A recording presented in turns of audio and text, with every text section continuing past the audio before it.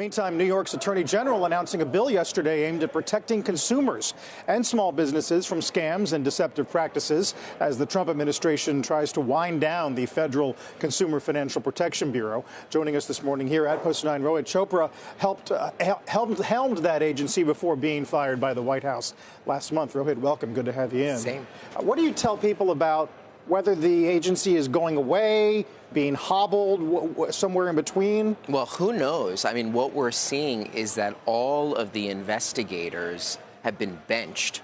The lawsuits, including against Capital One, Rocket Mortgages, they've essentially been pardoned. So I think what you're seeing now is a lot of state regulators, state law enforcement, they're going to jump in. And I think that's actually not going to be enough, but going to create real complications in some ways. We will see many of the states start going after some of the biggest firms now in the economy. What do you mean by complications? Well, you know, you would ideally want the federal agency being able to prosecute for consumers who've been aggrieved across the country, not one-by-one lawsuits fought in courthouses all over.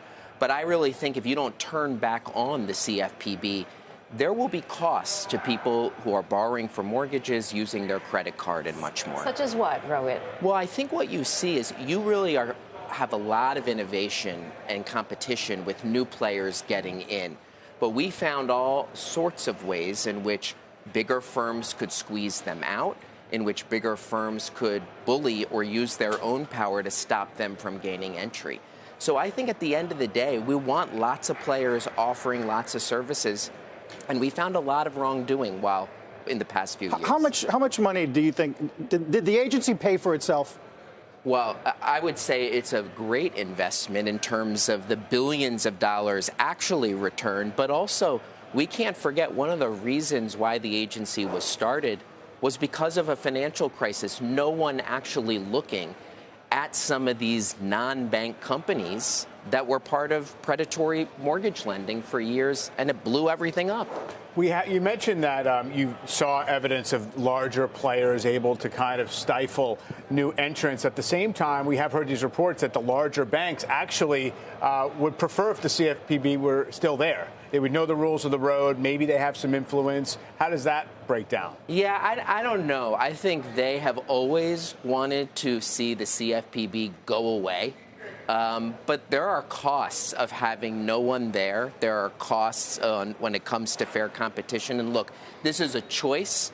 I think it is heavily driven by some of the big tech companies.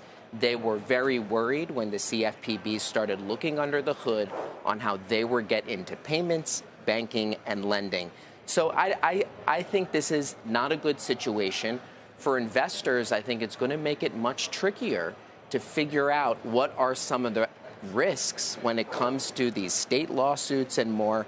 So, you know, we are where we are, and I really hope that they reverse course on this. I'm trying to think of a man, for example, who is interested in getting into the payments business, who's also close to the White House.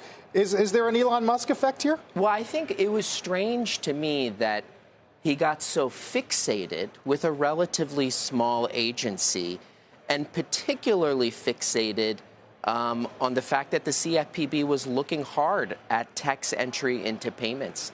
I mean, there is a lot. Google Pay, Apple Pay, Venmo, PayPal, and certainly Twitter or X has expressed its desire to move money and payments throughout the economy. Are there other government agencies that can pick up what the CFPB is leaving out there in terms of payments? I mean, you mentioned the power of the big banks. I mean, does that fall into, I don't know, the FTC? I mean, are there other places, the OCC, that can look into all of this? No, the law is clear that the CFPB has exclusive enforcement and oversight authority when it comes to large banks on these consumer issues. So maybe there could be someone at the state level who steps up a little bit, but this is a pretty big gaping hole, and I think it's a big mistake.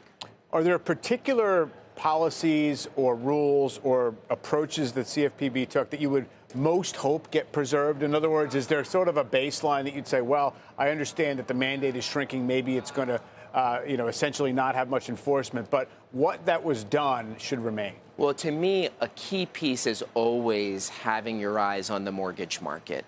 Mortgage market is the biggest piece of consumer credit and also has a lot of intersection with the financial system.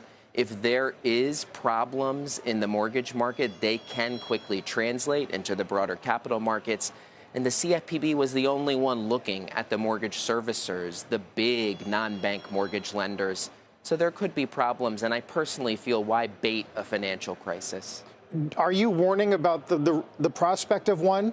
No. If in fact this level of oversight goes away? No, but every time you take the cops off the Wall Street beat, you just add some more risk. Every time you delete this type of basic oversight, you distort competition in favor of those who cheat rather than compete. It's a big story for financials, Rohit. We're going to obviously watch it, but appreciate you coming in, talk a bit about it. Thanks Thank so you. much.